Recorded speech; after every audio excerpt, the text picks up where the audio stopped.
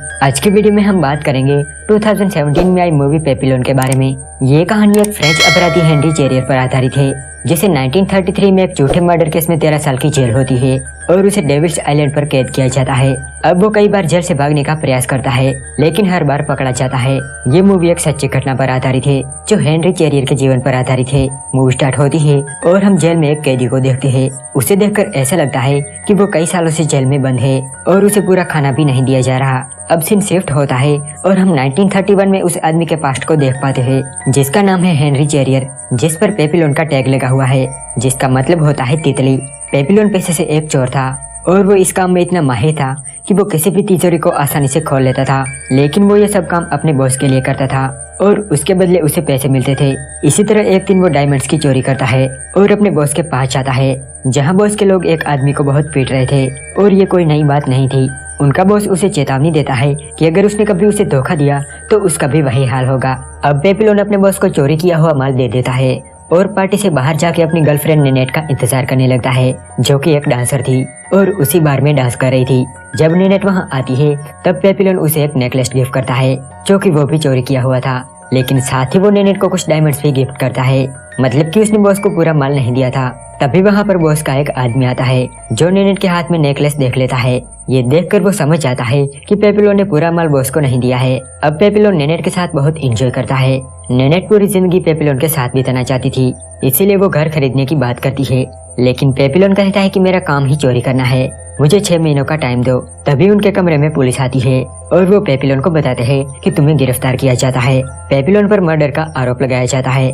दरअसल जब वो कल रात अपने बॉस से मिलने गया था और जिस आदमी को वो मार रहे थे, पुलिस को उसी आदमी की लाश मिली थी और एक आदमी का कहना था कि उसने पेपिलोन को वहाँ पर देखा था। इसीलिए पुलिस को लगता है कि पेपिलोन ही खूनी है। लेकिन पेपिलोन कहता है कि मैं पूरी रात नेनेट के साथ था, मैंने किसी को नहीं मारा है। नेनेट बहुत चिल्लाती है। वो उन्हें बताती है कि पेपिलोन पूरी रात मेरे साथ था, लेकिन कोई उसका यकीन नहीं करता और पेपिलोन को जेल में बंद कर दिया जाता है। जेल में भी नेनेट उससे मिलने आती है और यहाँ हमें पता चलता है कि पेपिलोन को आजीवन कारावास की सजा सुनाई गई है। नेनेट कहती है कि तुम्हें अपील करनी चाहिए, लेकिन पेपिलोन कहता है कि मेरी अपील पर कोई ध्यान नहीं देगा, इसीलिए मैं यहाँ से भागने का प्रयास करूंगा। लेकिन वो जानता था कि इसमें बहुत टाइम लगेगा, इसीलिए वो नेनेट से कहता है कि मेरा इंतजार मत करना और मुझे भूल जाना। अब जेल में पेपिलोन को जुलोट नाम का एक कैदी मिलता है, जो उसे लुई नाम के एक आदमी के बारे में बताता है, जो कि करोड़पति था और वो खुद को बचाने के लिए बहुत सारे पैसे अपनी बॉडी में छुपा कर घूम रहा था। अब उन सभी कैदियों का मेडिकल चेकअप होता है और फिर उन्हें शिप के जरिए पेनल कॉलोनी नाम की एक जेल में भेज दिया जाता है, जो कि फ्रेंच गुआना टापू पर स्थित थी। वो जेल बहुत ही सुरक्षित थी और वहाँ से आज तक कोई भाग नहीं पाया था। शिप पर पेपिलोन लुई से मिलता है और उसे बताता है कि मैं जेल से भागने की फिराक में हूँ, लेकिन मुझे पैसे चाहिए। वो उसे बताता है कि अगर तुम मुझे पैसे देते हो तो बदले में मैं तुम्हें बाकी कैदियों से बचा कर रखूंगा और तुम मेरे साथ सेफ रहोगे। दरअसल इस जेल में कई कैदी अपने पेट में पैसे छिपाते थे, लेकिन दूसरे कैदी जो चोर थे वो उन्हें मार के उनके पेट को चीर के पैसे निकाल लेते थे। लुइस ने भी अपने पेट में पैसे छिपाए होते हैं और उस पर कई कैदियों की नजर भी थी, लेकिन लुइस उसकी बात ये कहते हुए टाल देता है कि तुम्हें पैसे देने से तो अच्छा है कि मैं गार्ड को पैसा दूं।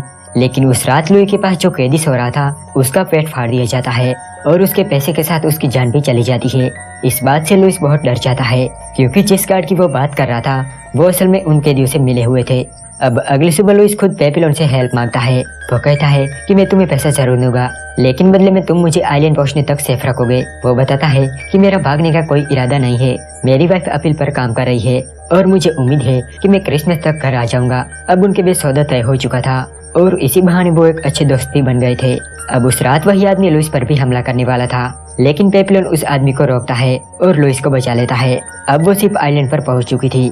वहां पहुंचकर जुलोट खुद को इंजर्ड कर लेता है ताकि उसे हॉस्पिटल में भर्ती किया जाए और वो वहां से भाग सके। लेकिन उन्हें ये अच्छी तरह से पता था कि इस जेल से कोई भी भाग नहीं पाया है, इसीलिए यहाँ से भाग पाना इतना आसान नहीं है और ये बात पेपिलोन अच्छी तरह से जानता था। जेल का वार्डन बहुत ही स्ट्रिक्ट होता है। वो सभी कैदियों को बताता है कि यहाँ से भागना सोचना भी मत, अगर जंगल की तरफ भागोगे तो भूख से मर जाओगे और अगर समंदर के जरिए भागोगे तो भूखी शार्कों का निवाला बन जाओगे। साथ ही वो ये भी कहता है कि किसी ने यहाँ से भागने की कोशिश की तो उसे फर्स्ट अटेम्प्ट में 2 सालों के लिए एक छोटे से रूम में बंद कर दिया जाएगा, जहाँ वो कैदी बिल्कुल अकेला होगा और वो किसी से बात भी नहीं कर पाएगा। दूसरे अटेम्प्ट में वो उसे 5 सालों के लिए बंद कर देंगे और तीसरे अटेम्प्ट में उस कैदी को डेविल्स आइलैंड पर भेज दिया जाएगा और वो भी उम्र कैद के लिए। साथ ही अगर कोई कैदी मर्डर करता है तो उसका सर कलम कर दिया जाएगा। ये सब सुनकर पेपिलोन को टेंशन होने लगती है कि वो आखिर भागे तो भागे कैसे। अब पेपिलोन और लुइस को रूट 0 पर भेज दिया जाता है, जहाँ कैदियों को काफी मेहनत भरा काम करना पड़ता था। अब जेल में कई बार लुइस को मारने की कोशिश की जाती है, लेकिन हर बार उसे पेपिलोन बचा लेता है। इसी दौरान वो एक आदमी से मिलता है जो कि एक बोटमैन था। वो कुछ पैसों के बदले पेपिलोन को यहाँ से निकालने के लिए मान जाता है। वो नदी के उस साइड रहता था और वो पेपिलोन को 3 दिन का टाइम देता है, फिर वो यहाँ से निकल जाएगा। अब लुइस भी अपना फैसला बदल लेता है, क्योंकि वो जानता था कि अगर पेपिलोन यहाँ से भाग गया तो वो इस जेल में एक दिन भी नहीं टिक पाएगा। उस पर हर दिन खतरा बना रहता है। हालांकि उसकी वाइफ अपील के लिए लड़ रही है, लेकिन उसे बहुत टाइम लग जाएगा, इसलिए वो भी पेपिलोन के साथ भागने के लिए रेडी था। अगले दिन उन्हें पता चलता है कि जुलोट ने हॉस्पिटल से भागने की कोशिश की और इसी चक्कर में उसने एक गार्ड को मार दिया। अब जैसा कि वार्डन ने कहा था कि मर्डर करने वाले का सर कलम कर दिया जाएगा, और जुलोट के साथ भी यही होता है। जेल के सभी कैदियों के सामने उसका सर काट दिया जाता है। अब वार्डन पेपिलोन और लुइस को उसकी बॉडी को उठाने का काम देते हैं, लेकिन जुलोट का खून देखकर लुइस कांप उठता है और उसके हाथ से डेड बॉडी छूट जाती है। गार्ड उसे उठने को कहता है, लेकिन वो होश में नहीं था। तब गार्ड उसे पीटने लगता है। ये देखकर पेपिलोन को गुस्सा आता है और वो एक पत्थर से गार्ड पर हमला करता है और फिर वहाँ से जंगल की तरफ भागने लगता है। लेकिन दूसरे गार्ड्स को पता चल जाता है और वो पेपिलोन का पीछा करने लगते हैं, लेकिन पेपिलोन उनके हाथ नहीं आता। रात को समंदर के किनारे उसे वो बोटमैन मिलता है जिसके साथ उसकी डील हुई थी, लेकिन वो आदमी पहले ही पैसे मांगता है। अब पेपिलोन के पास पैसे थे ही नहीं, लेकिन वो उस आदमी से वादा करता है कि एक बार वो यहाँ से बाहर निकल जाए, फिर वो उसे जितने चाहे उतने पैसे दे सकता है। ये सुनकर वो आदमी हंसने लगता है कि अगर उसे पैसे मिलते भी तो भी वो उसे यहाँ से नहीं निकलता, क्योंकि वार्डन को बताने पर वो उसे डबल पैसा देता। और तभी वहाँ हम कुछ गार्ड्स को भी देखते हैं, मतलब कि उस बोटमैन ने ही वार्डन को बता दिया था कि पेपिलोन भागने वाला है, इसीलिए वहाँ पहले से ही गार्ड मौजूद थे। अब वो नहीं भाग सकता, क्योंकि अगर वो भागा तो उसे गोली मार दी जाएगी। अब उसे पकड़ के वापस जेल में डाल दिया जाता है। अब क्योंकि ये उसका फर्स्ट अटेम्प्ट था, इसीलिए उसे 2 साल के लिए साइलेंट सॉलिटरी कॉन्फिनेमेंट दिया जाता है, मतलब कि उसकी सजा कम होने के बदले बढ़ रही थी। अब उसे जहाँ रखा जाता है वो एक छोटी सी जगह होती है जहाँ किसी भी तरह की नॉइज अलाउड नहीं थी। उसे खाने के नाम पर सिर्फ पानी ही दिया जाता, और वो भी दिन में सिर्फ एक बार, जिस वजह से अब वो कमजोर पड़ने लगा था और उसकी दिमागी हालत भी बिगड़ रही थी। लेकिन एक बार उसके खाने में एक कोकोनट आता है और साथ में एक नोट भी होता है जिसमें लिखा था कि अब से उसे हर रोज एक कोकोनट दिया जाएगा। ये देखकर वो समझ जाता है कि ये लुइस ये कर रहा है। अब वो हर रोज नारियल खाने लगा और उसे ताकत मिलती रही, साथ ही वो खुद को फिट भी कर रहा था। एक दिन जब उसे खाना दिया जा रहा था तभी वहाँ एक गार्ड आ जाता है और चेक करने पर पेपिलोन के खाने में उसे एक नारियल मिलता है।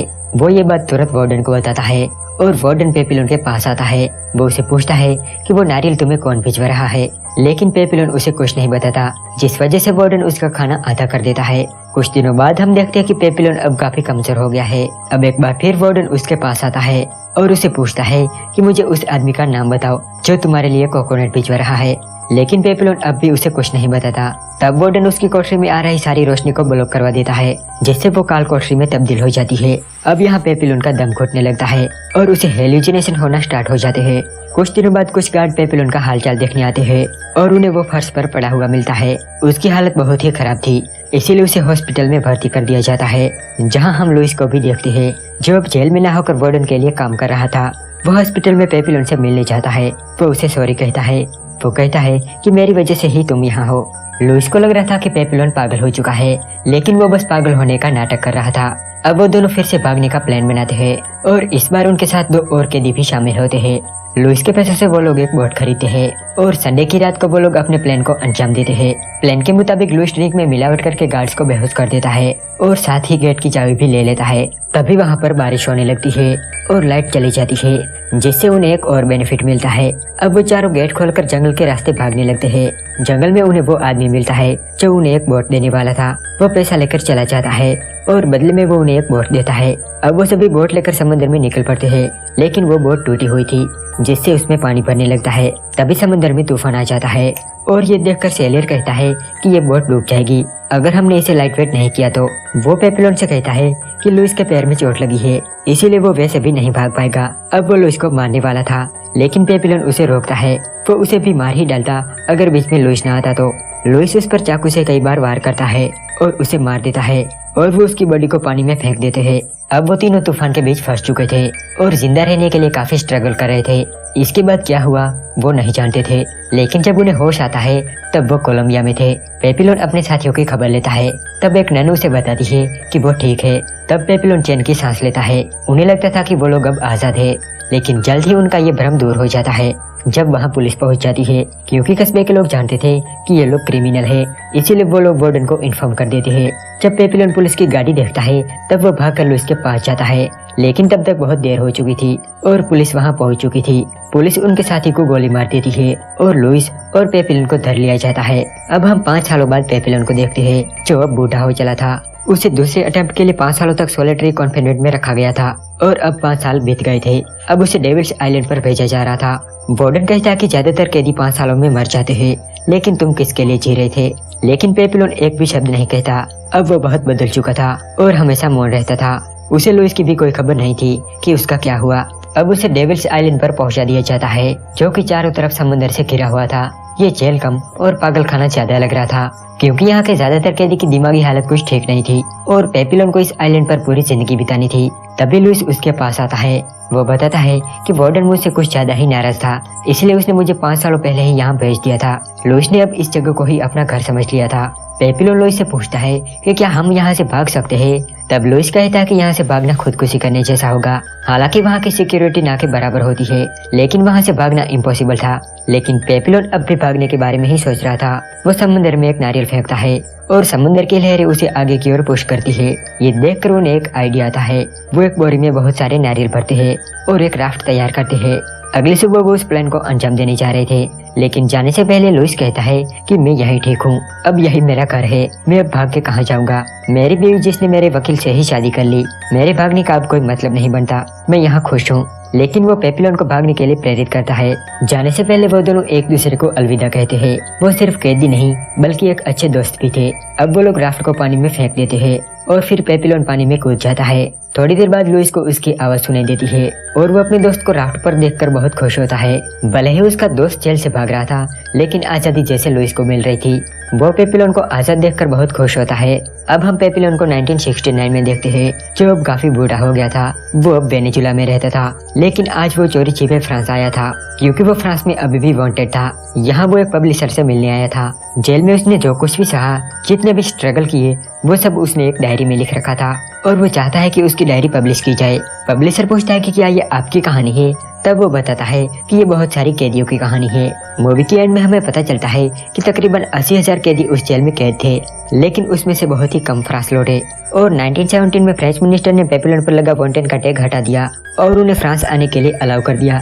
एंड में हम पेपिलोन की असली फोटो भी देख पाते हैं और इसी के साथ ये मूवी यहीं पर एंड हो जाती है।